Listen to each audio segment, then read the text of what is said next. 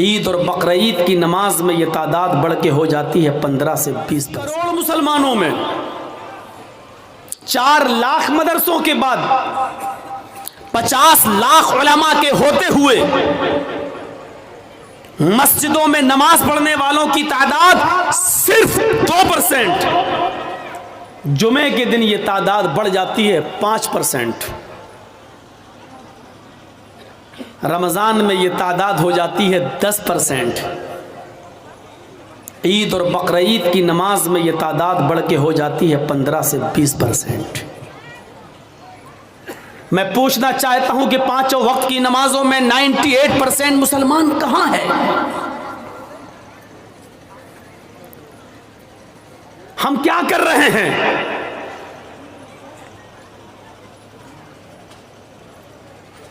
कौन सोचेगा? ये किसकी जिम्मेदारी है? ये हमारे नबी ने तो 7 साल की उम्र में ही कहा था कि बच्चे को मस्जिद में उंगली पकड़ के ले जाओ नमाज के लिए। जब तुम्हारे बच्चे 7 साल के हों तो उनको मस्जिद की तरफ ले जाओ, नमाज का हुक्म दो। और जब 10 साल के हो जाएं नमाज ना पढ़ें तो उनको मारो, यानी मार मार के नमाज की आदत डलवाओ। 7-10 साल के बाद जब बच्चे को जबरदस्ती मस्जिद में लाया जाए तो ऐसा हो नहीं सकता कि 15 और 20 साल की उम्र में वो पक्का नमाजी ना बन सके। अभी एक छोटा सा कोई मुश्तइल करने वाला नारा कोई लगा दे, हमारे समाज में हमारे सामने से गुजरता हुआ, मुसलमानों की बस्ती से गुजरता हुआ कोई जाए और एक छोटा सा नारा लगा दे, जय श्री राम, उसके बाद देखिए हमारा हाल क्या होगा। हम आपे से बाहर हो जाएंगे, गुस्सा खो बैठेंगे, कंट्रोल नहीं रहेगा हमें अपने आप पर। तुम्हारी हिम्मत कैसे पड़ी? यहां गुस्सा नहीं आना चाहिए था, यहां गुस्सा आ रहा है। और जहां गुस्सा आना चाहिए वहां गुस्सा हमें नहीं आता है। यह हमारी सबसे बड़ी कमजोरी है। वो मौलवी और होंगे जो कहते होंगे गुस्सा हराम है, मैं कहता हूं गलत। कौन कहता है कि गुस्सा हराम है? गुस्सा हराम होता तो हजरत उमर को कभी गुस्सा ना आता। गुस्सा हराम होता तो मुहम्मदुर रसूलुल्लाह सल्लल्लाहु अलैहि वसल्लम की आंखें गुस्से से सुर्ख कभी नहीं होती। ऐसा लगता था जैसे गुस्से में किसी ने आपकी आंखों में अनार का जूस डाल दिया हो, खून उतर आता था। अल्लाह के नबी की आंखें लाल हो जाती थी गुस्से में। कौन कहता गुस्सा हराम है? लेकिन अल्लाह के रसूल को गुस्सा नाजायज बात पर आता था, जायज बात पर नहीं। हमें आपको गुस्सा आना चाहिए। गुस्सा जिंदों को आता है, मुर्दों को नहीं। अगर आप जिंदा है तो आपको गुस्सा आना चाहिए, लेकिन गुस्सा कब आना चाहिए? जब आप ये देखो कि मेरा बेटा रात के 12 बजे मेरे घर आ रहा है, यहां आपको गुस्सा आना चाहिए। आपको नहीं आता है। आपकी बेटी 15, 16, 18 साल की अपने घर से अकेले निकलती है, अकेले मार्केट जाती है, अकेले शॉपिंग करके जब घर वापस आती है तो यहां आपको गुस्सा आना चाहिए। यहां गुस्सा आपको नहीं आता है। हमारी बेटी ऑनलाइन पढ़ाई करने के बाद भी मोबाइल चलाती है, व्हाट्सएप, मैसेंजर, फेसबुक इस्तेमाल कर रही है। जब तक वो यूट्यूब पर गाने ना सुन ले, कोई मूवी ना देख ले, तब तक वो बिस्तर पे सोने नहीं जाती है। यहां हमें गुस्सा आना चाहिए, लेकिन यहां हमें गुस्सा नहीं आता है। हमारी बीवी बेपर्दगी का मुजाहिरा करती है, यहां हमें गुस्सा आना चाहिए, लेकिन हमें गुस्सा नहीं आता है। हमारे घर में इस्लाम की धज्जियां उड़ाई जा रही हैं, यहां हमें गुस्सा आना चाहिए, लेकिन यहां हमें गुस्सा नहीं आता है।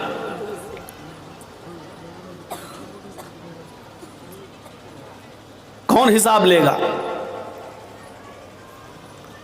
आप जिम्मेदार हैं। आप अगर शादी हो चुकी है, पति है, तो पत्नी का हिसाब आप लीजिए।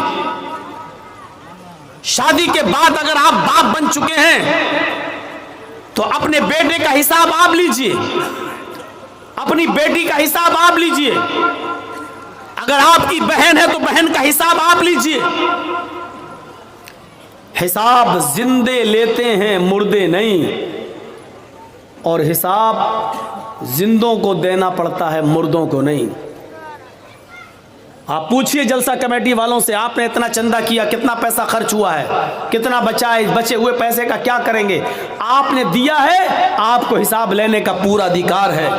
आपके यहाँ मदरसा चलता है, मदरसे में आप चंदा देते हैं, आप देते हैं तो आपको हिसाब लेने का हक है, और मदरसे की कमेटी को, मैनेजमेंट कमेटी को हिसाब देने का पूरा इख्तियार है, पूरा हक है। हिसाब जिंदे लेते हैं, हिसाब मुर्दे नहीं लेते। हिसाब जिंदे देते हैं, हिसाब मुर्दे नहीं देते। मुर्दे तो देते हैं फरिश्तों का हिसाब, और कयामत के दिन देंगे वो अल्लाह के सवाल जवाब का हिसाब। मेरे भाइयों, जिंदगी में अगर आप जिंदा हो तो हिसाब लेना सीखिए और हिसाब देना सीखिए।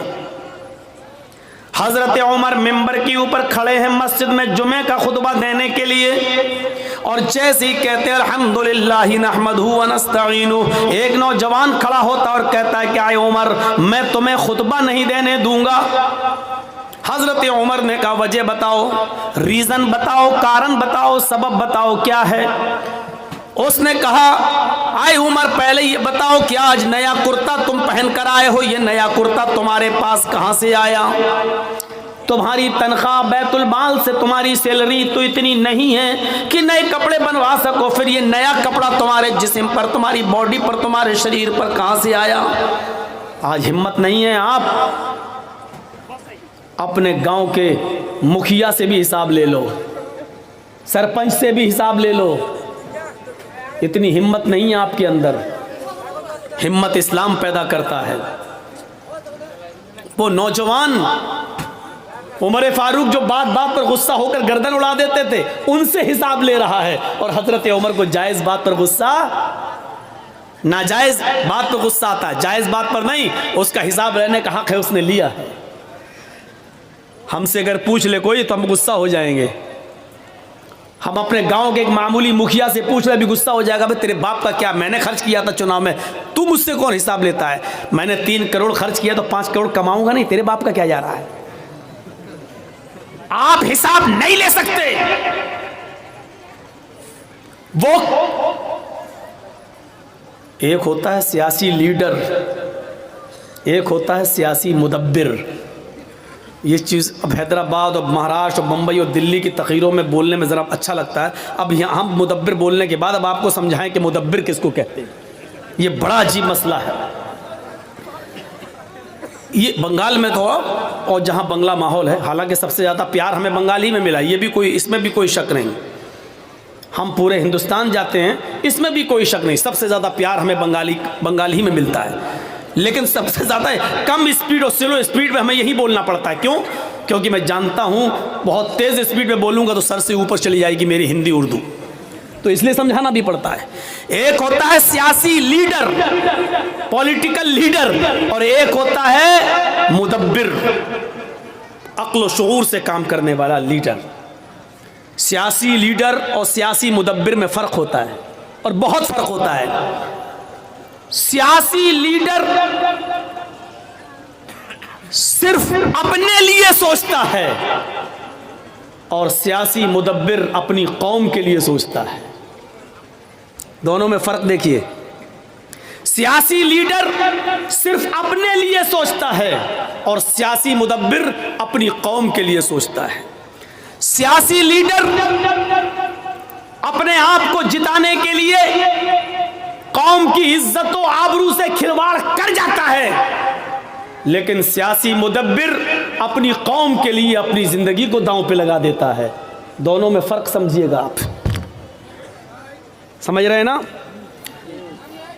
तो ये सोचने की जरूरत है, सोचने की।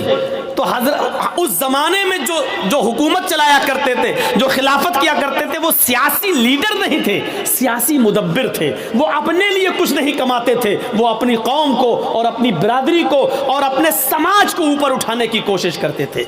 इन दोनों में फर्क है। बताइए, हजरत मोहम्मद रसूलुल्लाह इस दुनिया से गए तो क्या था साथ में? क्या आपने सियासत नहीं की? क्या आपने हुकूमत नहीं चलाई? आप ताज्जुब करेंगे, आज एक मामूली एमपी, एक मामूली नेता, एमपी तो बहुत दूर की बात हो गई है, एमएलए तो बहुत दूर की बात हो गई है, एक मामूली गांव का सरपंच, गांव का मुखिया अगर मरता है तो उसके घर में भी इतनी जमीन और जायदाद छोड़ के जाता है कि उसकी 7 पुश्तों तक औलादें खाती रहे आराम से और उसको तकलीफ ना हो। लेकिन सियासी मुदब्बिर जब इस दुनिया से उठता है तो उसके पास कुछ नहीं होता। हजरत आयशा फरमाती है कि कुछ लोग रात में नबी अकरम को देखने आए जबकि आप इस दुनिया से रुखसत हो चुके थे, इंतकाल हो चुका था। सबसे ज्यादा डिस्टर्ब आप लोग कर रहे हैं वीडियो बनाकर। सामने वाले आप लोग बैठिए, वो लोग बैठे उनको देखने दीजिए। आप लोग बैठ जाइए, नहीं तो पीछे जाइए, गलत बात है ये।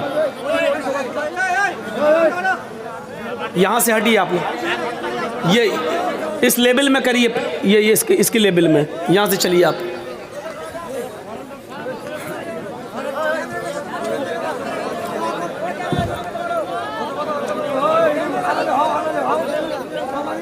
हाँ चलिए, अब वो हो रहा है, रजाकार लोग, वॉलंटियर लोग ज़रा इनको देख लें, बैठाइए। हर आदमी अपने मोबाइल में कैद करना चाहता है, ये बंद तो रही है, यूट्यूब आए तो हैं यूट्यूबर लोग।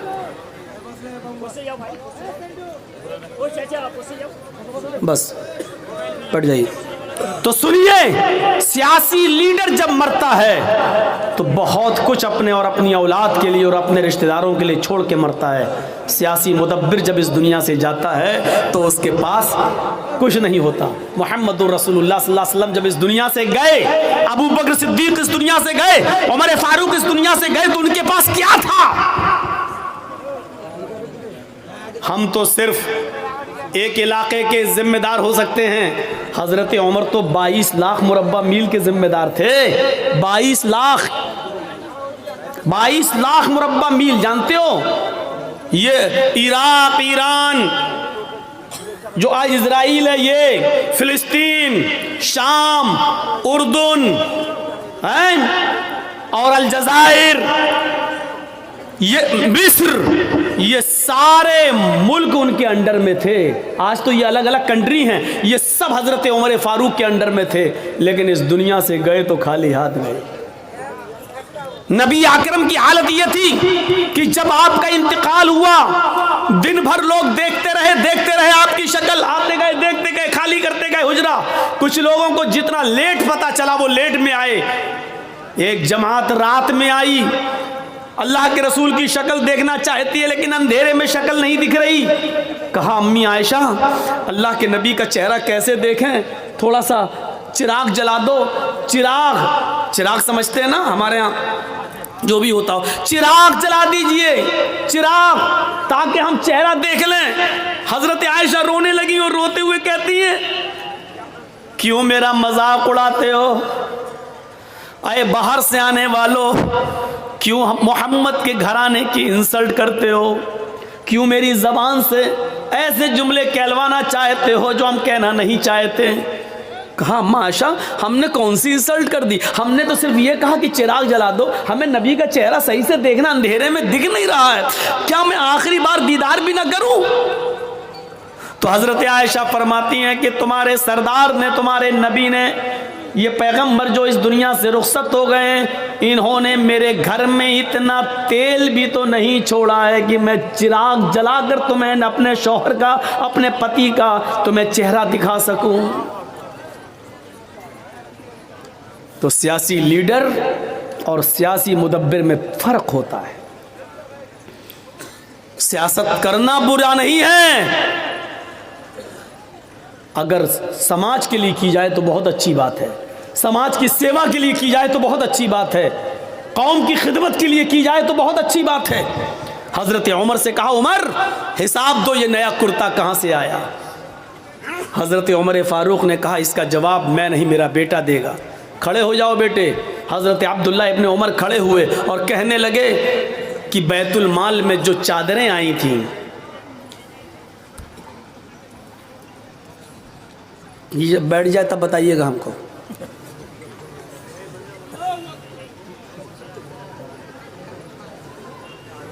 बैठ गए? हो गया? अब तो नहीं उठना है, ऐसे डिस्टर्ब करोगे तो हम नहीं बोल पाएंगे। लगाओ कैमरा, हो गया। जानते हो, आपको आगे बढ़ने से पहले इतना बता दूं कि क़यामत के दिन सबसे ज़्यादा सख्त अज़ाब किनको होगा। इन्ना अशद्दन्नास अज़ाबन यौमल क़यामती अल मुसव्विरून। क़यामत के दिन सबसे ज़्यादा सख्त अज़ाब उनको होगा जो तस्वीरें बनाते हैं। हल्का अज़ाब नहीं, सबसे ज़्यादा सख्त अज़ाब उनको होगा जो फ़ोटो खींचते हैं, बिला ज़रूरत जो तस्वीरें लेते हैं, बिला ज़रूरत अपने मोबाइल में किसी की सेल्फी लेते हैं, उनको अज़ाब होगा। ये तो एक ज़रूरत है, चलो बन जाती है।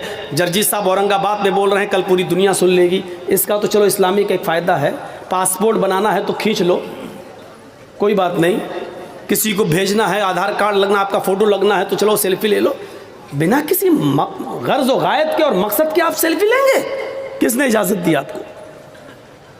क्या करेंगे आप? जर्जी साहब को अपने मोबाइल में कैद किया, कल भेजेंगे, देखो हमारे घर आए थे, हमारी दुकान पे आए थे, मैंने मुलाकात की। मैं अपनी मिसाल नहीं, आप सबकी मिसाल दे रहा हूँ, जिसकी भी खींचो, यही तो मकसद होता है। इन्ना अशद्दन्नास अज़ाबन यौमल क़यामह। अल्लाह के नबी फरमाते क़यामत के दिन सबसे सख्त अज़ाब, सबसे सख्त अज़ाब, हल्का, सबसे हल्का अज़ाब तो ये होगा जिसने दुनिया में सबसे कम गुनाह किए होंगे, उनके पैरों के नीचे 2 आग की चिंगारी रख दी जाएंगी बस। इन्ना अहवना अहलिन नारी अज़ाबन यौमल क़यामति लरजुल युज़अ फ़ी अख़मसि क़दमिही जमरतान। पैरों के तलवे ये होते ना, इनके नीचे आग की 2 चिंगारी रख दी जाएंगी बस, एक इस पैर के नीचे, एक इस पैर के नीचे। इन दोनों चिंगारियों की वजह से यग़ली मिनहुमा दिमागु, उसका दिमाग हांडी की तरह खोल रहा होगा, पतीली की तरह खोल रहा होगा, जैसे पानी खोलता है, हीटर पे रख दो, चूल्हे पर रख दो तो खोलता है। यरा अन्नहु अशद्दु अज़ाबन, वो समझ रहा होगा कि सबसे ज्यादा सख्त और हार्ड अजाब मुझे दिया जा रहा है, हालांकि उसको सबसे हल्का अजाब होगा। ये दुनिया में सबसे हल्का अजाब उसको होगा जिसके पैरों के तलवे के नीचे आग की 2 चिंगारियां रखी जाएंगी, इससे उसका दिमाग खोल रहा होगा और वो समझेगा कि हमें सबसे ज्यादा सख्त और हार्ड अजाब हो रहा है। तो जब सबसे हल्का अजाब का ये हाल है तो सबसे ज्यादा सख्त अजाब का हाल क्या होगा? और तस्वीर बनाने वालों को सबसे ज्यादा सख्त अजाब होगा। अब देखता हूँ मेरी तकरीर ख़त्म होने के बाद कितने लोग मेरी सेल्फी लेते हैं, और जो सेल्फी लेता है इसका मतलब वो जलसा सुनने नहीं आया है, इसका मतलब उसको इस्लाम से मोहब्बत नहीं है, इसका मतलब यह है कि वो कुरान और हदीस पर अमल नहीं करना चाहता है, उसकी नीयत खराब है।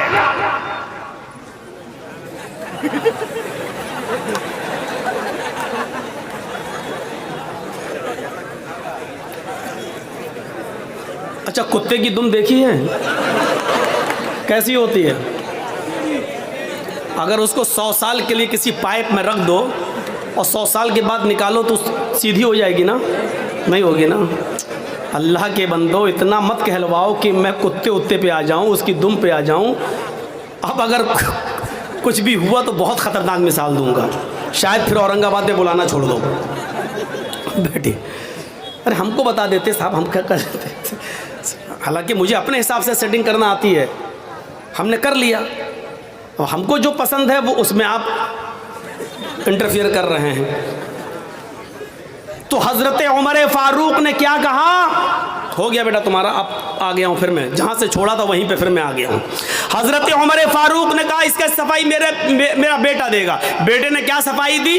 बेटे ने सफाई दी कि बहुत सी चादरें आई हुई थी बैतुल माल में, बहुत सी चादरें, और सबको एक एक चादर तकसीम होना थी, बंटना था, तो सबके दरमियान एक एक चादर बांटी गई। मेरे बाप के हिस्से में भी एक चादर आई, मेरे बाप के हिस्से में भी एक चादर आई। मेरे बाप ने उसी चादर का कुर्ता बना लिया, उसी चादर का पंजाबी बना लिया, कमीज बना ली। हजरत उमर ने कहा नौजवान, तुझे हिसाब मिल गया, जवाब मिल गया, क्या मैं अब खुतबा देना शुरू कर दूं?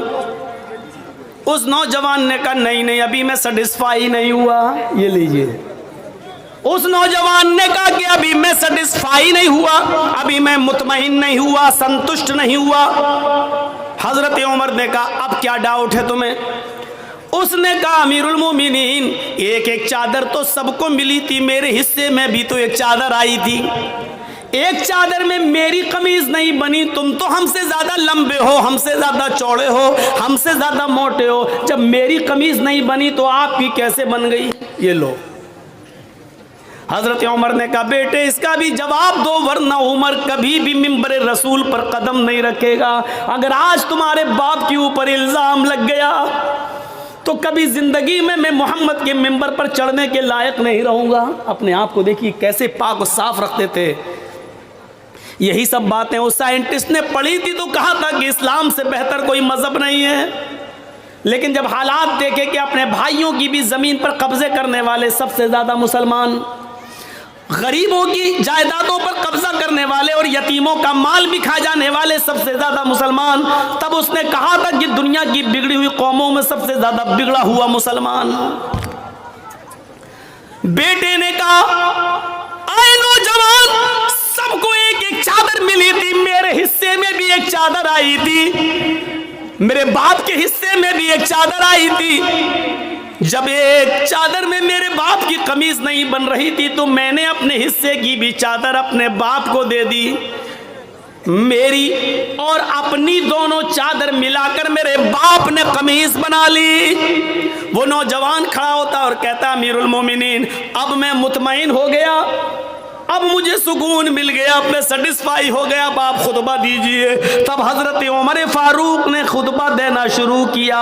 हिसाब जिंदा लेते हैं और हिसाब जिंदा देते हैं। मेरे भाइयों, मुर्दों से हिसाब न लिया जाता है न दिया जाता है।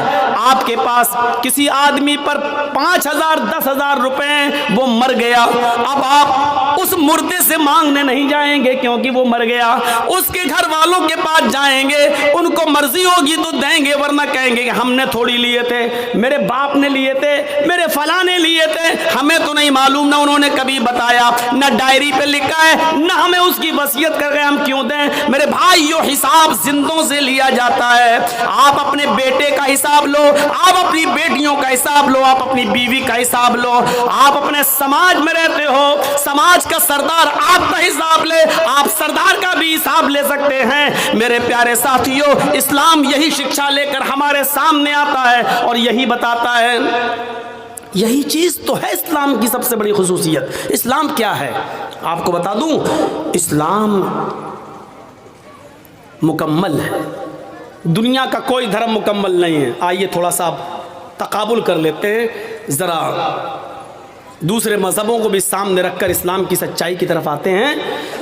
दुनिया में मुकम्मल अगर कोई धर्म है, मुकम्मल समझते ना, कंप्लीट, अगर कंप्लीट कोई रिलीजियस कोई मजहब है तो क्या है? इस्लाम। दुनिया में सबसे ज्यादा मुकम्मल कंप्लीट अगर कोई मजहब है तो वो इस्लाम है। नबी अकरम से पहले कौन थे? हजरत ईसा अलैहिस्सलाम, लेकिन ईसाइयत कंप्लीट नहीं है। हजरत ईसा अलैहिस्सलाम के हालात 3 साल से ज्यादा आपको नहीं मिलेंगे। पूरी बाइबल पढ़ जाइए, 3 साल से ज्यादा ईसा अलैहिस्सलाम के हालात नहीं मिलेंगे। इब्राहिम अलैहिस्सलाम की जिंदगी के 5 साल से ज्यादा के हालात नहीं मिलेंगे। मूसा अलैहिस्सलाम की जिंदगी के 4 साल से ज्यादा हालात आपको नहीं मिलेंगे।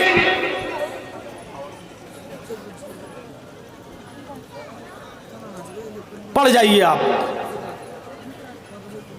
पूरी रामायण पढ़ जाइए, दोनों रामायण, रामचरितमानस तुलसीदास जी की और वाल्मीकि रामायण वाल्मीकि जी की। रामचंद्र जी के हालात का अगर आप जायजा लें तो पूरी जिंदगी के हालात उनके भी नहीं मिलेंगे। सिर्फ महाभारत के एक युद्ध के इर्द गिर्द वो घूमती है उनकी पूरी कहानी। लेकिन अल्लाह के रसूल की ज़िंदगी का अगर आप मुताला करें, मुहम्मदुर रसूलुल्लाह की लाइफ की अगर आप स्टडी करें, तो जिस दिन से पैदा हुए और जब आप इस दुनिया को छोड़कर रुखसत हुए, पैदाइश से लेकर 40 साल तक नबी नहीं बने थे तब तक के हालात, और 40 साल से लेकर 23 साल और 63 साल, यानी 23 साल की नबवी जिंदगी, 13 साल मक्के और 10 साल मदीने की, 63 साल की जिंदगी के अगर हालात, एक एक दिन के हालात भी अगर आपको देखना हो तो आप पढ़ेंगे तो मोहम्मद रसूलुल्लाह की पैदाइश से लेकर आखिरी वक्त, आखिरी सांस तक के हालात आपको मिलेंगे। पैदाइश के हालात ये थे कि जब आप पैदा हुए तो माँ उनकी आमिना कहती है मेरी आंखों के सामने से एक नूर चमका, एक रोशनी हुई और ऐसा लगा कि उस रोशनी ने पूरी दुनिया को रोशन कर दिया। ये इस बात की तरफ इशारा था कि आया आमिना तूने जो बेटा पैदा किया है वो ऐसी रोशनी लेकर आया है कि वो रोशनी, उसकी कुरान की रोशनी, उसकी इल्म की रोशनी पूरी दुनिया को रोशन कर देगी। जब आपकी उम्र कोई बहुत ज्यादा नहीं हुई, 1.5-2 महीने के हुए, और मक्के की फिजा जब बहुत ज्यादा खराब थी, आब हवा बहुत ज्यादा खराब थी, मक्के में बीमारियां फैली हुई थी, तो मक्के की औरतें अपने बच्चों को दूसरे देहात में, दूसरे शहरों में भेज दिया करती थीं। दूसरी औरतें उनको दूध पिलाया करती थीं ताकि बच्चा बीमारी से महफूज रहे, तंदुरुस्त होकर लौटाया जाए। हलीमा सादिया कबीले साद से चली और वो भी और औरतों के साथ आती है, और जब आती है तो उसी की किस्मत में मोहम्मदुर रसूलुल्लाह थे। कुछ हुज्जत के बाद, बहस व मुबाहिसे के बाद आमिना ने अपना बेटा हलीमा को दे दिया। हलीमा सादिया कहती है कि मेरी सवारी बहुत कमजोर थी, जब मैं कबीले बनु साद से सवारी पर बैठकर आई तो थक जाती थी और कहीं कहीं रुक जाती थी, बैठ जाती थी, आधा 1 घंटा सस्ताती थी, उसके बाद दोबारा चलती थी। लेकिन जब मोहम्मद को मैंने लिया, इस 1.5 महीने के बच्चे को जब मैंने अपनी गोद में लिया, इस 45 दिन के बच्चे को जब मैंने अपनी गोद में लिया और उस सवारी के ऊपर बैठी और कबीले बनु साद अपने घर में, अपने खानदान में लेके आने लगी, तो मेरी वही सवारी जो थक जाया करती थी, हवा से बातें करने लगी, उसकी बीमारी खत्म हो गई, थकने का नाम नहीं लेती थी, कभी रुकने का नाम नहीं लेती थी। पीछे से बनु हलीमा की सहेलियां, उनकी दोस्त, उनकी सहेलियां पीछे रह गईं, उनकी सवारियां पीछे रह गईं, और हलीमा की सहेलियां चीख चीख कर कहने लगी, ओ बिनते अबू ज़ुऐब, ओ अबू ज़ुऐब की बेटी जरा रुक जा, मुझे भी तो अपने पास आ जाने दे, हम लोग साथ में आए थे, साथ में जाएंगे। जब तेरी ऊँटनी थक जाती थी, तेरी सवारी थक जाती थी तो हम भी रुक जाते थे, आज तो रुकने का नाम नहीं ले रही है, जब जा रहे हैं तो तू अकेली भाग रही है, अरे हमें भी तो अपने साथ लेके चल। और पीछे मुड़कर हलीमा कहती, मैं कैसे रुकूं, ये ऊँटनी रुकने का नाम ही नहीं लेती है, बाखुदा मैं नहीं जानती हूँ कि इस ऊँटनी को क्या हो गया है, ये तो बड़ी कमजोर थी, बड़ी लागर थी, बड़ी नहीफ थी, बहुत ही ज्यादा कमजोर थी, पता नहीं इसमें इतनी ताकत कहां से आ गई। फिर वो उस 1.5 महीने के बच्चे को उठाती है, कहती है बाखुदा मुझे तो इस बच्चे में कोई चमत्कार नजर आ रहा है, मुझे तो इस बच्चे की कोई बरकत नजर आ रही है। मेरे प्यारे साथियों, यहाँ से मोहम्मद रसूलुल्लाह के हालात का जरा जायजा लीजिए। पहले दिन से लेकर ये 45 दिन की कैपेसिटी है। मेरे भाइयों जरा गौर करो, जब होश संभाला उस वक्त की जिंदगी के बारे में देखिए, और जब 40 साल की उम्र में जब आपको नबूवत मिली, इक़रा बिस्मि रब्बिकल लज़ी खलक़, ये कुरान की पहली आयत जब नबी अकरम के ऊपर नाजिल हुई तो यहाँ से सिलसिला चला तो अल्लाह का नाम लेकर पढ़, इक़रा बिस्मि रब्बिकल लज़ी खलक़, उस रब के नाम से पढ़ जिसने पैदा किया। यहाँ से आपने अपनी जिंदगी का 90 आगाज किया, 90 दौर यहाँ से शुरू होता है। फिर आपका सफर हमेशा अल्लाह ही के नाम पे चलता रहा, अल्लाह ही के नाम पे आगे बढ़ता रहा, यहाँ तक कि ये 90 सफर जब 63 साल की पूरी जिंदगी कर चुका है, और अल्लाह ने जब अपने पास बुलाया तो इस नबी की जबान से आखिरी जुमला यही निकला, अल्लाहुम्मा बिर्रफीक़िल आला, अल्लाहुम्मा बिर्रफीक़िल आला, अल्लाहुम्मा बिर्रफीक़िल आला। आए अल्लाह रफीक़ आला में, आए अल्लाह रफीक़ आला में। जिंदगी का सफर की शुरुआत बिस्मिल्लाह अल्लाह के नाम से होती है, और जिंदगी का इख्तिताम भी अल्लाह के नाम पर खत्म होता है। यानी उसने बता दिया कि मेरा जीना, मेरा मरना, मेरी मौत और मेरी जिंदगी सिर्फ अल्लाह के लिए है।